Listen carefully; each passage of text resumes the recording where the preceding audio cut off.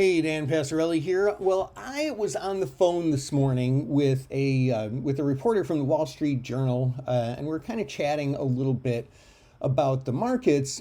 And he said he's been working on an article on why no one is buying puts, and he put it a little bit more eloquently than that. Specifically, what he was talking about is the volatility skew or the vertical skew among the stocks in the S&P 500 and the S&P 500 itself. And so I got kind of curious and I took a look here at the VXTH, which is the CBOE tail hedge index.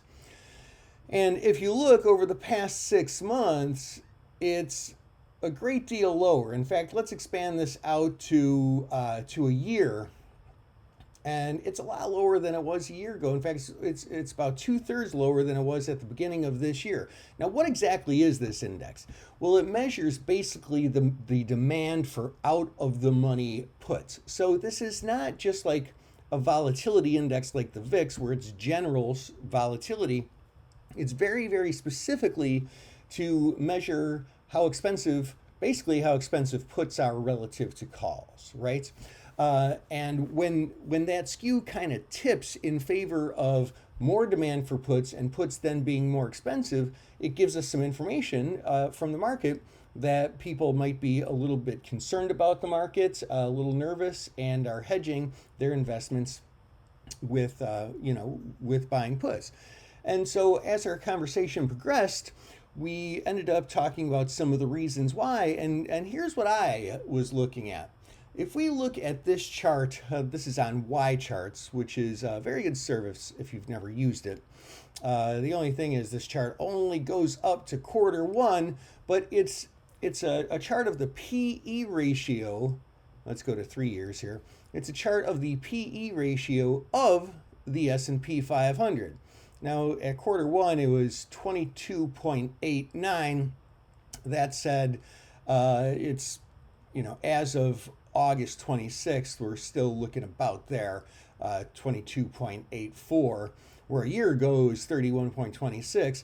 Now, as far as the estimate, which is the forward 12-month PE ratio of the S&P 500, it's lower. It's 18.37, although another source that I like to consult a lot, FactSet, they put that number at 16.7. So, we don't want to split hairs too much. It's a couple percentage. So what is the long-term PE ratio of the S&P 500? And for the past 40 years, it's been 21.92. So, we go back and look at this, and it's a tiny bit above it today, less than 1% above it today. But when we're looking at future earnings estimates, it's a little bit lower. And so this tells us a couple of things. It tells us that stocks are not necessarily overpriced when it comes to earnings and when it comes to expected earnings. And so, that means that some of the bad news is probably priced in the market, and I think a lot of people know that, and that's why they're not out there buying puts and creating all that demand and affecting the skew. So I hope that helps. Have a great 3-day weekend. This is Dan Passarelli, Trade Smart.